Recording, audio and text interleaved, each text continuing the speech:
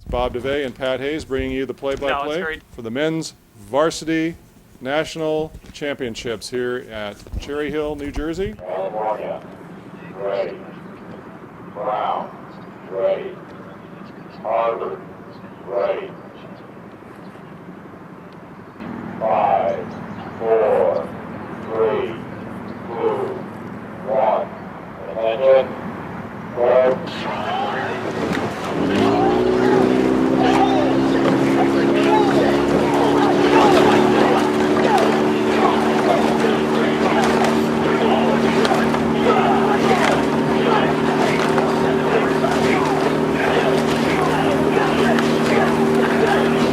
An overcast day in the high 70s. It's rained earlier. The course is clear and flat, but there's a crosswind, a pretty strong crosswind at the starting line from the port side. Cal rowing in lane 4. Here are the rest of the lane assignments. Yale, lane 1. Yale beat Cal yesterday in the semi by about 0.3 of a second to take that primary first lane. Princeton won their heat. They're in lane 2. Washington trailed them about 2 seconds back in lane 3. Cal in lane 4. Brown and Harvard round out the field. So again, Yale in 1, Princeton 2, Washington 3, Cal in 4, Brown in 5, Harvard in 6.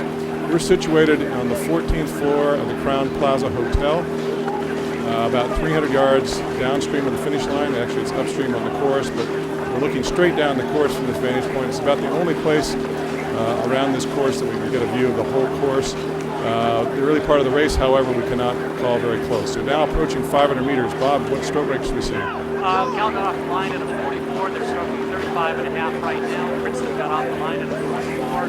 And I clocked the stroking about a 39.5. Cal is looking very good here right now. You're looking through the binoculars, Bob. What's the best call you got now at 500 meters? The best call I've got is Cal in the lead. Brown looks like they're hanging in there. It's pretty close across the field here. Yale It yesterday. appears to me that Cal is in the lead. Excuse me, Bob. Yale yesterday rode kind of the race of their lives to beat both Cal and Harvard in the semis. Of course, starting today, the slate is wiped clean. This is for all the marbles, the national championship, men's varsity at the IRA. California looking very good in lane 4, stroking 35.5. Brown had a little steering problem. About 50 meters to go. About 850 meters gone, Bob? That's correct.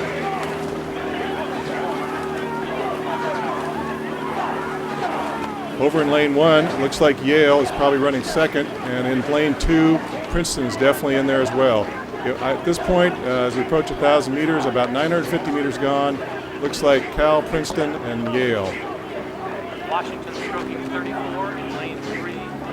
Washington definitely picked up some boat speed since the Pac-10s, where Cal beat them by about 11 seconds. In the preliminary heat on Thursday, Cal only beat them by a couple of seats. Of course, again, it's a heat. Today is the final. We've got quite a race going on here, Pat. It's very close across the field. Cal at 35.5. Cal rowing in lane 4, dark jerseys. We're through 1,000 meters. It looks like a dead heat between Princeton and Cal with 1,000 meters gone. And Yale is in there, but maybe about 4 or 5 seats back. Washington trailing, followed by Brown and Harvard. Harvard off the pace.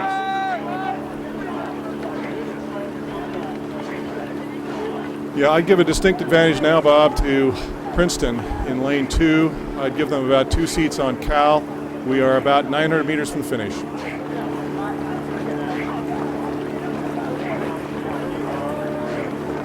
This Cal varsity, the same varsity that's rowed since the Wisconsin race, intact since that time. Princeton's cranked it up here, Pat.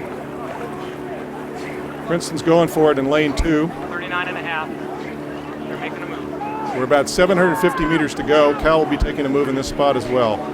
Cal's got a length over Washington, about a half a length over Yale, and probably about 2 or 3 seats down to Princeton. Cal rowing in lane 4, Princeton in lane 2. Princeton not having been defeated this year, the Eastern Sprints champion. Cal, the Western champion, winning the Pac-10 about 3 weeks ago. We're to the final 500 here. Princeton still at 39.5 strokes a minute. We have a battle going on, boys.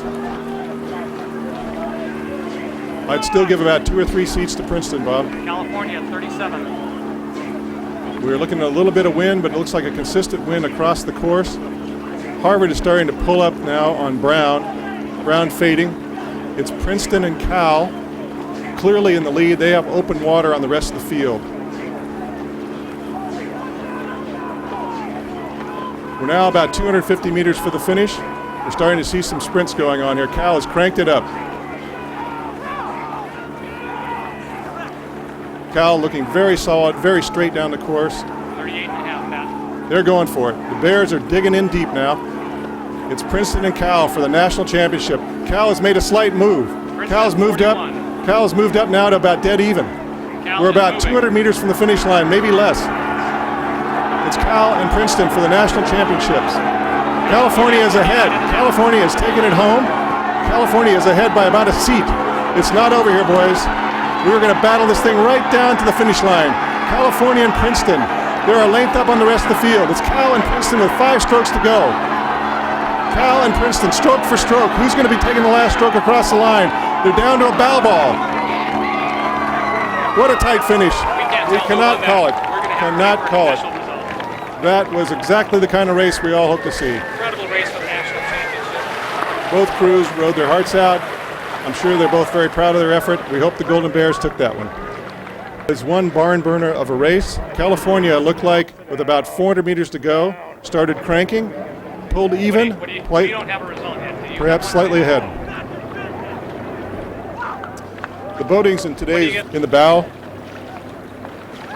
Marko Majanovic, Elliot Hovey in 2, Jan Thijs in 3, Marko Nezovic in 4, Max Wyatt in 5, Dan Kasaka in 6, Elliot Hayes in 7, Charlie Smith, our stroke, and Tim O'Connell doing a fine job in the cock seat.